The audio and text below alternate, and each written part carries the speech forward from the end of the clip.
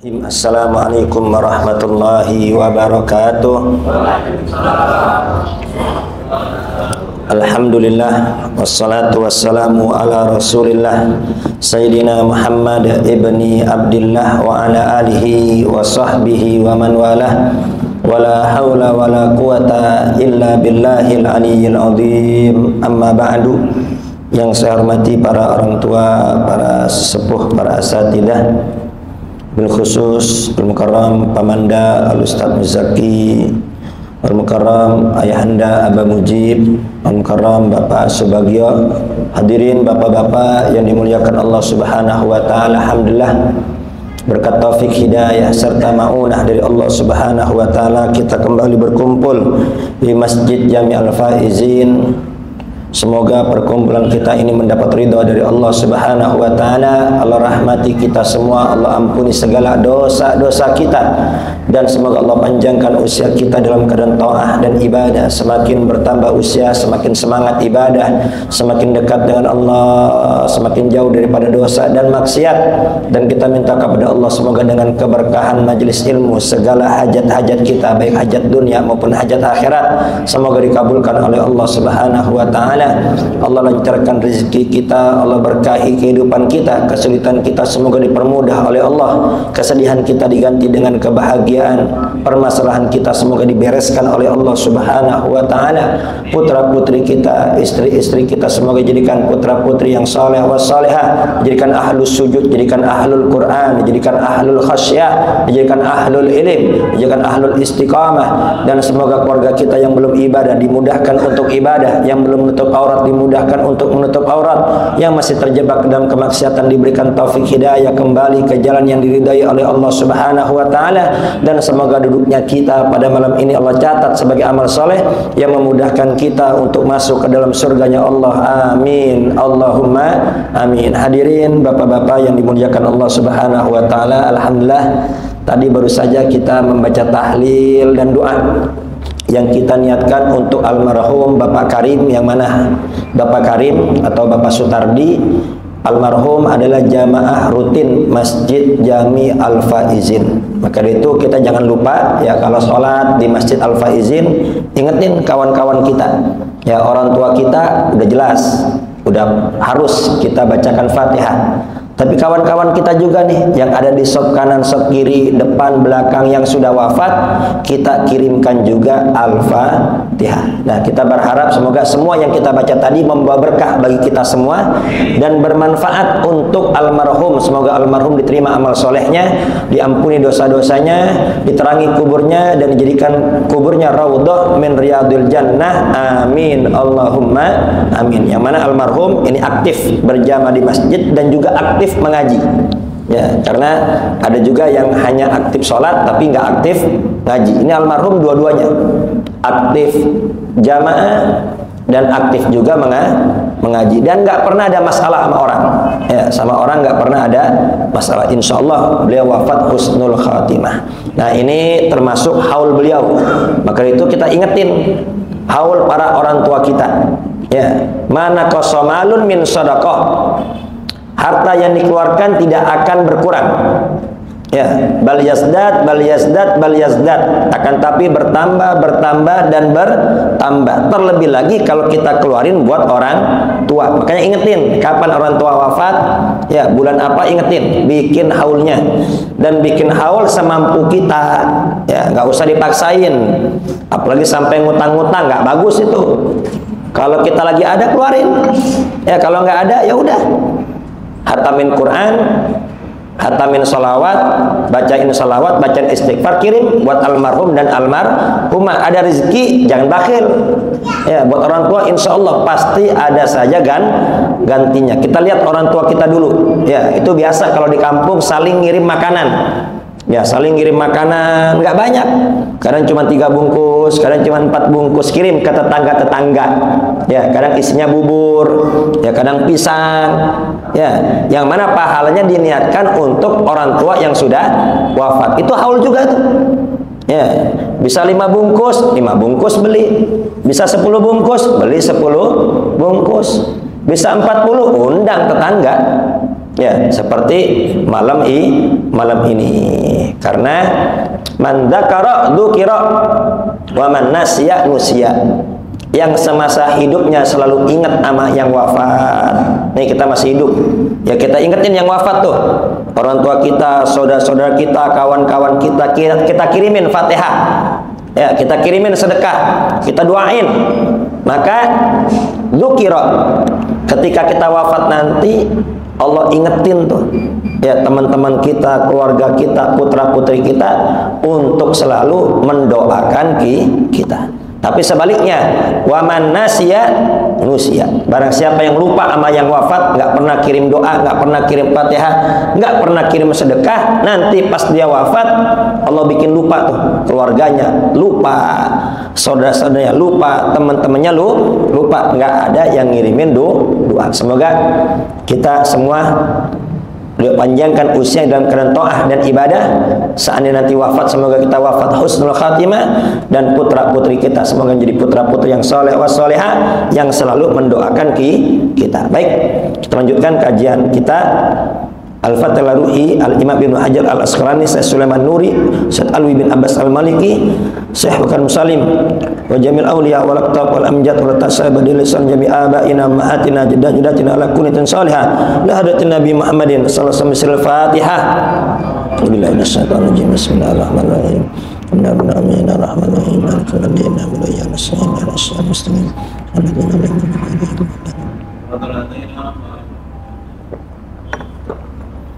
Bismillahirrahmanirrahim. Qala al-mu'allif rahimahullahu taala wa nafa'ana bihi wa bi ulumihi fid dharaini amin. Kita lanjutkan kajian kitab Ibanatul Ahkam yang mana juz 1 sudah hatam. Sekarang kita berganti di juz yang kedua dari kitab Ibanatul Ahkam, searah daripada hadis Bulughul Maram. Bismillahirrahmanirrahim. Babu sholatil jamaah wal imamah. Bab sholat jamaah dan bab sholat imam. Hadis yang pertama, an Abdullah bin Umar radhiyallahu anhuma, dari Abdullah bin Umar, putra daripada Sayyidina Umar bin Khattab radhiyallahu anhu. Ya, semoga Allah Subhanahu wa taala meridhai keduanya. Anna Rasulullah sallallahu alaihi wasallam qala, bahwasanya Nabi besar Muhammad sallallahu alaihi wasallam bersabda, salatul jamaati afdalu min salatil fadhi bi sab'in wa ishrina darajatan. Salatul jamaah, salat berjamaah. Apa itu jamaah? Jamaah adalah lugatan at-taifah, salat berkelompok. Ya, salat berkelompok. Wa syar'an, menurut syariat, apa itu salat jamaah? Rabtu salatil ma'mum bi salatil imam, yaitu mengikat, menyambung antara sholat makmum dengan sholatnya imam. Jadi yang namanya berjamaah berarti apa? Makmum ngikutin imam. Ya, dijadikan imam, yu'tamma bih, untuk diikuti. Maka dari itu nggak boleh posisi berjamaah itu sejajar dengan imam, nggak boleh. Ya, minimal itu makmum berada di belakang tumitnya imam. Seandainya cuma berdua, ya kalau cuma berdua kan sampingan, ya itu jari-jari makmum ada di tumitnya imam. Seperti ini, jangan sejajar. Ya, nih kaki makmum ada di belakang sejajar dengan tumitnya imam. Tumit bisa dipahami, Pak ya? Tumit seperti itu, nggak boleh posisi sejajar. Nah, kemudian imam itu harus diikuti. Ya, jadi ketika imam takbir Allahu Akbar, selesaikan dulu takbirnya, baru makmum takbir Allahu Akbar. Jangan imam baru takbir kita ikut takbir, jangan. Selesai bar, baru kita Allahu Akbar. Demikian pula ketika imam ruku, Allahu Akbar, baru kita Allahu Akbar. Imam udah benar-benar ruku, baru kita gerak. Jangan imam baru mau ruku, kita udah gerak. Ini kalau imamnya tua, bisa-bisa duluan makmumnya. Ya. Kemudian imam bangun, kita juga bangun. Bacaan kita belum kelar, baru subhana rabbiyal azimi wa bihamdi. Imam udah sami Allahu liman hamidah, wajib ikutin imam. Putus bacaan kita, ikut imam. Jangan imam udah sami Allah kita masih ruku aja. Ya, itu namanya nggak belajar namanya. Jadi dijadikan imam yu'tamma bih, untuk diikuti. Ya, imam sami Allahu liman hamidah. Ya, kita baru Rabbana lakal hamdu mil'us samawati. Imam udah sujud, ikut sujud. Berarti bacanya kita kelamaan. Jadi kalau jadi makmum itu ya harus fleksibel. Imamnya cepat berarti kita baca harus cepat. Imam lambat berarti kita baca santai. Kalau pengen seirama kita, sesuai irama kita, kita jadi imam. Ya, namanya jadi makmum ya kan harus ikutin irama imam. Makanya bagusnya imam itu ya yang ada di wilayah situ. Biar apa? Biar tahu kondisi jamaah. Ya. Imam sujud, bacaan kita belum kelar, ikut sujud. Ya, seperti itu. Baru subhana rabbiyal a'la, imam udah bangun, udah Allah, ikut Allah. Berarti bacaan kita kurang cepat. Kira-kira jelas apa tidak? Jadi nggak boleh ngeduluin dan nggak boleh ngebelakangin. Jadi harus ngikutin imam. Tadi gerakan imam udah ruku, bener-bener ruku baru kita ruku. Imam udah bener-bener i'tidal baru kita sami Allahu liman hamidah. Imam udah bener-bener sujud baru kita sujud. Duluin nggak boleh, ngebelakangin juga nggak boleh. Ya, hati-hati. Ya, kalau sampai lebih dulu ya 2 rukun berturut-turut ngeduluin atau 2 rukun berturut-turut belakangin tanpa udzur, nah ini bisa putus ini. Makanya hati-hati. Ya, jadi makmum jamaah adalah mengikat sholatnya makmum dengan sholatnya imam. Nih, imam di depan berarti makmum sebelah kanan. Ada makmum lagi berarti sebelah kiri. Ya, ketika udah ada 2, kalau memungkinkan di depan maju, imamnya yang maju. Imamnya yang maju, baru nanti makmum rapat. Bukan makmum yang mundur, bukan. Ini kebanyakan kan makmum udah main mundur. Enggak, sebetulnya urutannya imam dulu maju. Itu kalau memungkinkan maju.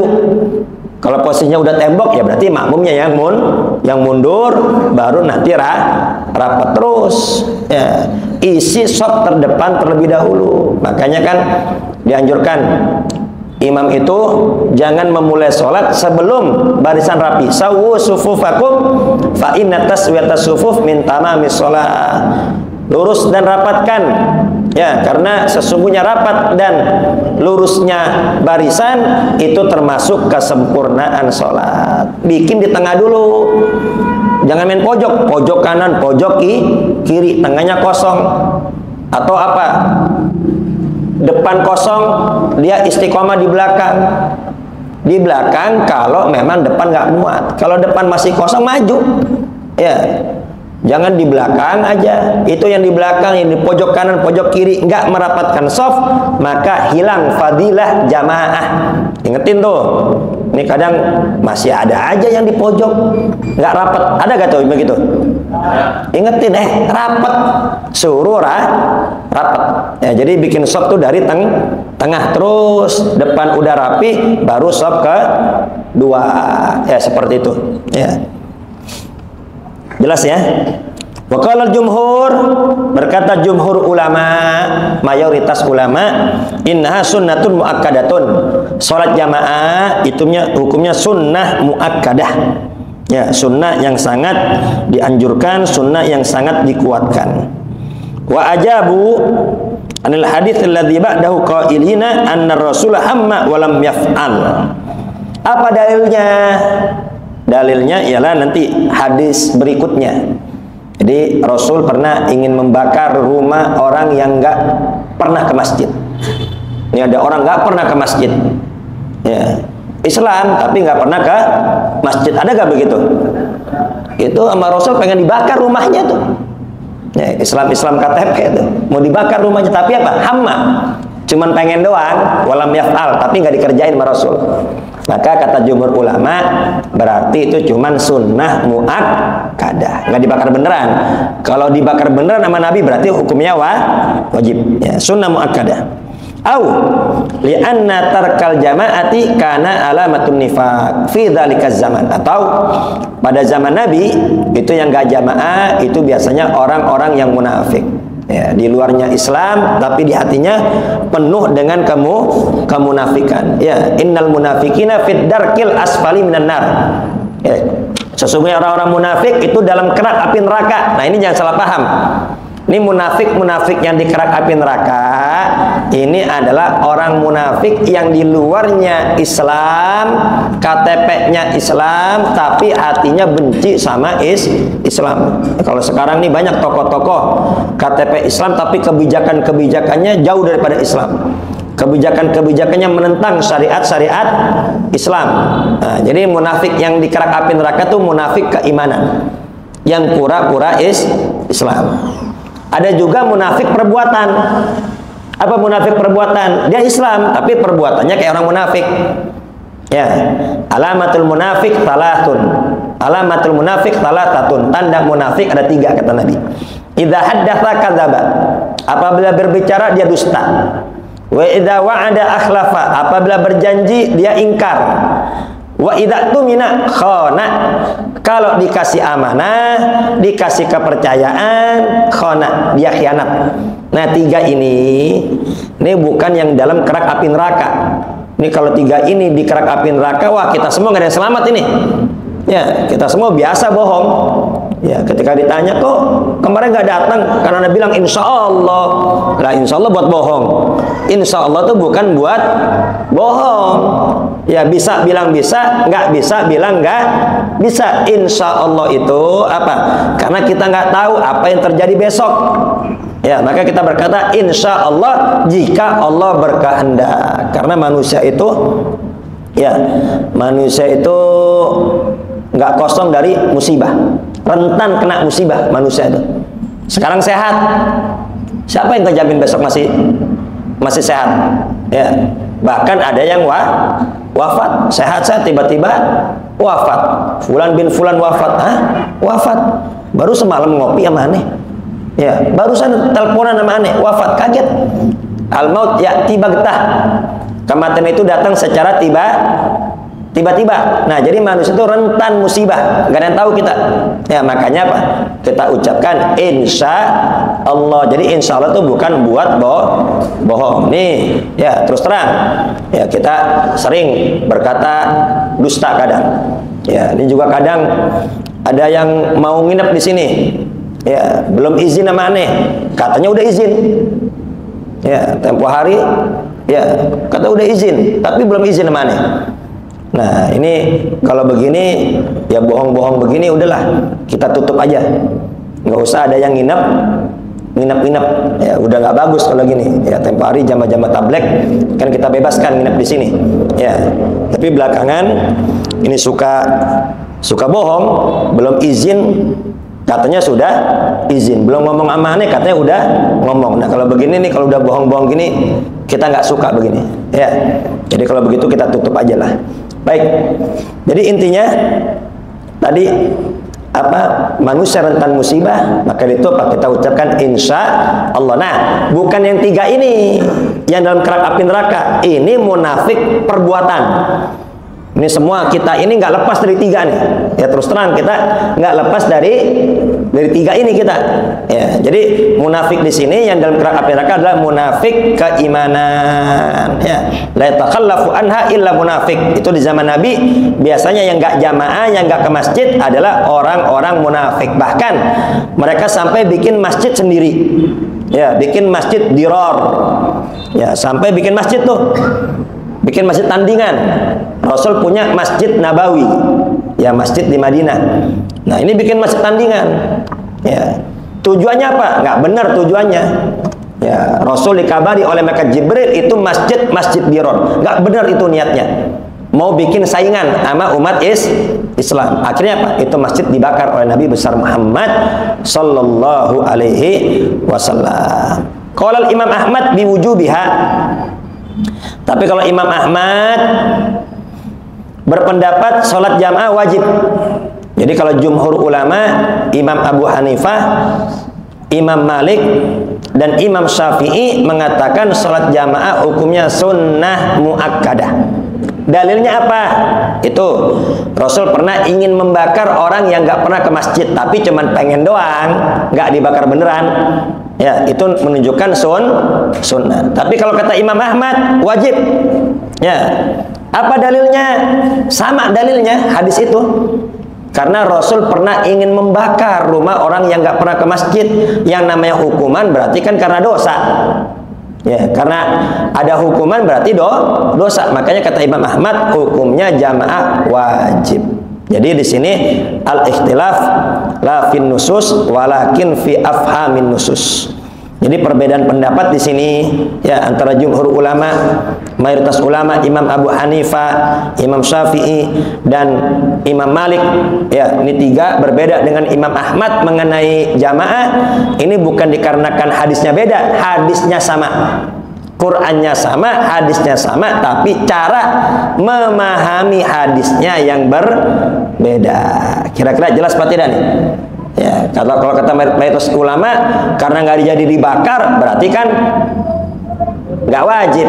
Itu kalau kata mayoritas ulama. Kalau kata Imam Ahmad, dengan kata-kata bakar, berarti kan itu apa? Hukuman. Dan tidak ada hukuman melainkan lantaran dosa. Tapi tetap di sini pendapat yang kuat, sholat jamaah hukumnya sunnah muakkadah, sebagaimana pendapat mayoritas ulama. Ya, wa aqalluha imam wa makmum. Sholat jamaah paling sedikit 2 orang. Jadi berjamaah itu paling sedikit 2 orang antara imam dan makmum. Seandainya kita datang ke masjid, ya, jamaah sudah selesai. Ya, jamaah sudah selesai, kemudian ada makmum masbuk. Ya, ada makmum masbuk. Nah, kita nyambung di situ. Nah, itu cuma berdua, sah apa tidak sah?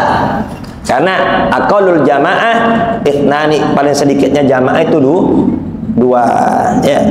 Atau ya kita datang ke masjid, yang mau sholat udah nggak ada, udah kelar semua. Ada yang lagi sholat ba'diyah. Boleh gak kita bermakmum dengan yang sholat ba'diyah? Boleh. Boleh. Kenapa? Karena bentuk sholatnya sama. Nanti dia salam, kita tinggal nambah rakaat. Seperti itu. Jadi kalau ada orang tiba-tiba, kan kadang namanya di masjid ini ya, ini pinggir jalan, kan ada aja yang setelah sholat jamaah tuh ada aja yang datang. Ya, ada yang berjamaah, ada yang berjamaah, ada juga yang nepok. Ya, yang nepok, sedangkan yang ditepok itu adalah sholat ba'diyah. Nah, terkadang ada yang larang, jangan, itu ba'diyah. Ya, sebetulnya biarin aja. Ya, sebetulnya biarin aja, kecuali dia qobliyah. Kalau dia sholat qobliyah, tahan dulu, ente qobliyah dulu aja. Karena dia lagi qobliyah, nanti habis sholat qobliyah, nanti baru sholat berjamaah. Contoh misalnya, ya, saya baru datang, saya sholat sunnah qobliyah dulu. Kemudian Mas Agung datang masuk, nepok saya, ya, maka saya kasih kode begini, cukup begini aja, ya, cukup begini, tangan begini, isyarat, bahwasanya apa? Kita ini lagi sholat sunnah qobliyah. Nanti setelah salam baru kita berjamaah. Tapi kalau posisi saya ba'diyah, tiba-tiba ada yang nowel di belakang, maka biarin aja. Kenapa? Bentuk sholatnya sama. Ya, kira-kira jelas apa tidak? Terus nepok itu wajib apa tidak? Nggak wajib sebetulnya. Jadi nepok itu cuman tanda doang. Ya, ngasih tahu yang di depan biar dia juga sholat, biar dia niatnya niat imam, biar dapat pahala jamaah. Seandainya yang di belakang makmumnya nggak nepok, tetap sah. Ya, yang di depan nggak tahu, ya yang di depan nggak dapat pahala jamaah. Makanya kan kita dianjurkan untuk apa? Ngasih tahu, ngasih isyarat, tepok. Ya, biar yang dikasih kode yang di depan, biar niat imaman, biar dapat pahala jamaah. Nggak usah kenceng-kenceng. Ini kadang nepok kenceng banget, bikin kaget.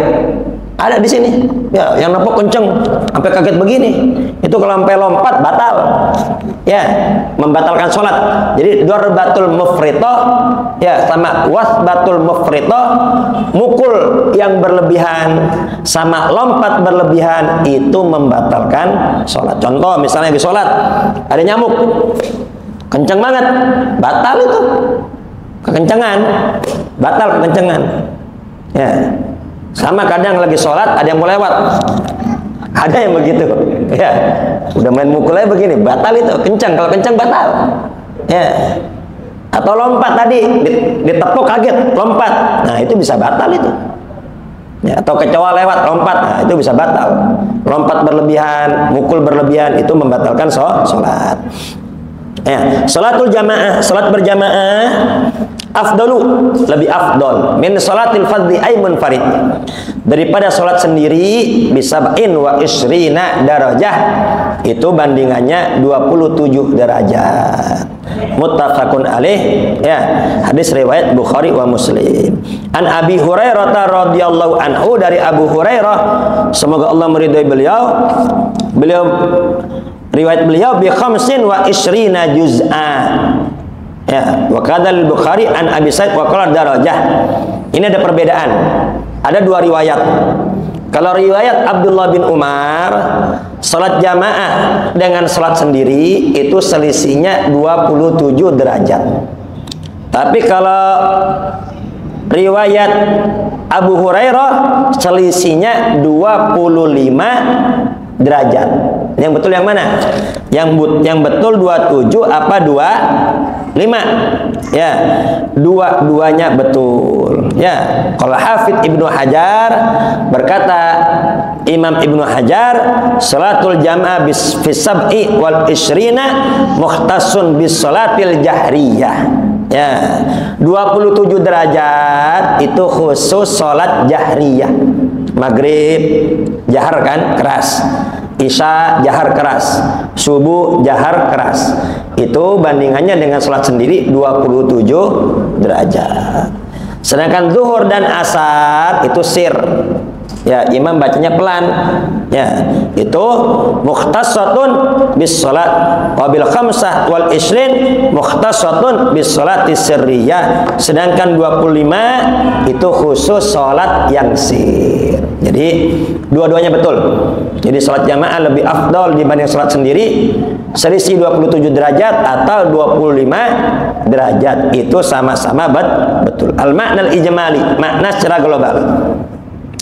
Ada usolati fil masajid jama'atun syuri'a li hikamin balighatin wa mazaya katsiratin. Mengerjakan salat di masjid secara berjamaah ini disyariatkan. Kenapa disyariatkan salat jamaah di masjid? Banyak sekali hikmahnya dan banyak sekali keutamaannya. Minha ziyadatul ajri, di antaranya ialah bertambahnya pahala.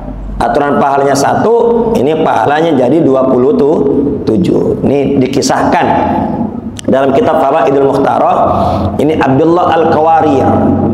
Abdullah Al-Qawarir kedatangan tamu. Ya, tamu datang, dia nemenin tamu. Ya, nemenin tamu sampai adzan. Jadi karena kan tamu ini jarang ketemu, ya, dia ngejamu tamu. Ketika selesai menjamu tamu, dia ke masjid, ternyata masjid sudah tutup, udah kelar sholat jamaah. Dia cari masjid sebelah udah tutup, cari sebelah lagi udah tutup. Dia muter-muter semua masjid dan musola, sudah selesai sholat isya berjamaah. Akhirnya dia pulang, ya Allah, ini saya nggak dapat jamaah.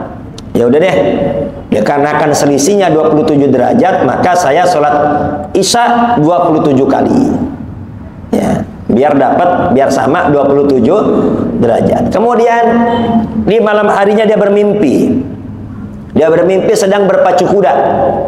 Lagi berpacu kuda, ini kuda dia lambat sekali. Udah dipacu tetap lambat. Disalip paling belakang. Akhirnya ada lagi yang nyalip Abdullah Al-Qawarir. Udah percuma. Kuda engkau nggak usah dicepet-cepetin, percuma, nggak bakal bisa balapan sama kami. Kok gitu, kenapa? Karena kami semua ini sholat isya-nya jamaah, sedangkan engkau sholat isya-nya sendiri bangun dia. Ya Allah, ternyata apa? Sholat sendiri meskipun udah diulang 27 kali belum bisa ngalahin sholat isya berjamaah. Ini 27 kali berarti ngelebihin tarawih, Pak. Ya, ngelebihin tarawih. Ya, ini luar biasa nih. Waktu habis ya? 5 menit lagi. 5 menit lagi. Ya. Ziyadatul ajri bi katratil khatawat. Ya, bertambahnya pahala karena banyaknya langkah. Semakin jauh jarak masjid, maka semakin besar pahalanya di sisi Allah Subhanahu wa taala, ya. Ini jamaah haji, itu jamaah haji Indonesia itu 4 kilo ke Masjidil Haram. Jamaah haji Indonesia tahun ini itu 4 kilo ke Masjidil Haram, bahkan 4 kilo lebih. Ya, itu berapa langkah tuh kalau jalan. Tapi ada bis, namanya bis sholawat. Nah, itu berhenti nanti di terminal. Dari terminal ke Masjidil Haram itu juga masih jauh. Ya, itu ada kali setengah kilo. Ya, jalan setengah kilo ada itu. Jadi benar-benar tuh perjuangan benar itu. Jadi bertambahnya pahala dikarenakan Pak, banyaknya langkah. Dan Jumatan kalau mau di dalam masjid itu harus berangkat jam 9. Berangkat jam 9 itu baru bisa dalam masjid, atau selambat-lambatnya jam 10 lah. Ya, tapi kalau udah berangkatnya di atas jam 10, maka itu nggak bakal dapat di dalam masjid. Ya, masjid itu udah penuh semua, karena baik laki maupun perempuan itu sholat Jumat. Ya, laki dan perempuan sama-sama sholat Jumat. Nah, kalau di kampung-kampung kan perempuan ada sholat Jumat. Ya, itu bagaimana hukumnya? Perempuan sholat Jumat boleh. Terus nanti wajib pulang duhur nggak? Nggak wajib, karena dia sudah sholat. Ya. Dan ketika haji kemarin itu yang namanya khutbah dan imam nggak ada yang panjang. Mungkin dikarenakan cuaca begitu panas. Ya, cuaca begitu panas, kemudian juga banyak yang sepuh-sepuh, itu mungkin pertimbangannya itu. Jadi khutbah Jumat tuh paling cuma 7 menit. Khutbah Jumat cuma 7 menit. Bacaan imam hanya qul ya kulhu. Bacaan imam hanya qul ya kulhu. Kadang hanya An-Nasr, idza jaa nasrullahi wal fath. Ya, enggak ada surat panjang. Nanti ayat rakaat kedua baca surat Al-Ikhlas. Kemudian juga salat maghrib, salat isya, salat subuh enggak ada yang panjang. Itu biasa tuh kalau di Haram atau di Nabawi, setiap hari Jumat subuh itu sudah pasti baca sujud tilawah. Ya, ada sujud tilawah. Jadi ketika subuh itu baca ayat sejadah, ya, baca surat sejadah. Nanti apa? Ketika lewat ayat sejadah, maka imam sujud, Allahu Akbar, langsung sujud itu. Itu namanya sujud tilawah. Sekali doang. Nanti habis sujud langsung bangun lagi. Nggak pakai ruku tuh, Pak. Langsung bangun lagi berdiri. Itu masih rakaat pertama. Ini kalau yang nggak paham, kok 3 rakaat subuh di Haram? Ya, bukan 3 rakaat, itu sujud tilawah. Tapi selama bulan haji nggak ada sujud tilawah. Suratnya pendek-pendek semua. Ya, baik imam Masjidil Haram maupun imam Masjid Nabawi semua suratnya pendek, dan biasanya durasi antara adzan dan qomat itu bisa setengah jam, bahkan bisa setengah jam lebih. Ya, kemarin sholat sunnah sebentar langsung qomat. Bahkan kalau sholat asar itu, kalau kita sholat sunnahnya 4 rakaat, ya itu sholat sunnah paling cuma baca Fatihah. Kalau kita baca surat udah nggak kuber, ya langsung qomat adzan, sholat sunnah sebentar langsung qomat. Kenapa? Ya dikarenakan memang jamaah begitu banyak, kemudian juga cuaca yang begitu panas, dan banyak juga yang sepuh-sepuh. Jadi kemarin tuh nggak dapat surat yang panjang. Biasanya tuh kalau nggak biasa sampai tidur kita. Kenapa? Saking panjangnya bacaan sholatnya imam. Tapi dikarenakan kondisi, maka bacaan sholatnya dan khutbahnya tidak ada yang panjang. Makanya di Al-Faizin, ya ini Al-Faizin, kenapa kok sholat lebih cepat. Ini kalau Bapak perhatikan, Al-Faiz ini kalau Jumatan selesai lebih cepat dibanding masjid-masjid yang lain. Kenapa? Karena kita pakai pinggir jalan, dan di pinggir jalan itu panas. Itu karpet nggak bisa digelar dari awal. Itu karpet kalau digelar dari awal kena sinar matahari, itu karpet udah kayak setrikaan. Makanya karpet itu digelar kan pas mau sholat aja, betul ya? Ya, jadi kasihan yang di luar kalau khutbah dan imamnya kepanjang. Makanya Al-Faizin kok kenapa kok kelar lebih awal? Karena pakai jalan raya. Baik, mungkin hanya itu. Waktu habis ya? Habis. Baik, semoga kita semua mendapat ilmu yang manfaat dan mendapat ilmu yang barokah. Jadi kesimpulannya, sholat jamaah itu lebih afdol dibanding sholat sendiri. Selisih 27, riwayat lain selisih 25. Yang mana yang betul? Dua-duanya betul. 27 untuk sholat jahriyah, 25 untuk sholat sirriyah yang bacaan sir. Nah, hikmahnya apa? Banyak hikmahnya, banyak keistimewaannya, diantaranya ya bertambahnya pahala dengan banyaknya langkah. Dan masih banyak lagi, insya Allah akan kita lanjutkan pada pelajaran akan datang. Semoga kita semua mendapat ilmu yang manfaat dan mendapat ilmu yang barokah. Al-Fatihah. Bismillahirrahmanirrahim. Bismillahirrahmanirrahim. Maliki yaumiddin. Iyyaka na'budu wa iyyaka nasta'in. Ihdinas siratal mustaqim. Ya Rahman Rahimin, Ya Rahman Rahimin, Ya Rahman Rahimin, farrij alal muslimin. Rabbana taqabbal minna innaka antas samiul alim wa tub alaina innaka antat tawwabur rahim. Rabbana atina fid dunya hasanah wa fil akhirati hasanah wa qina adzabannar. Wassallallahu alaihi wasallam Muhammadin wa ala alihi wasallam. Walhamdulillahi rabbil alamin. Kurang lebih saya mohon maaf. Akhirul kalam. Wassalamualaikum warahmatullahi wabarakatuh.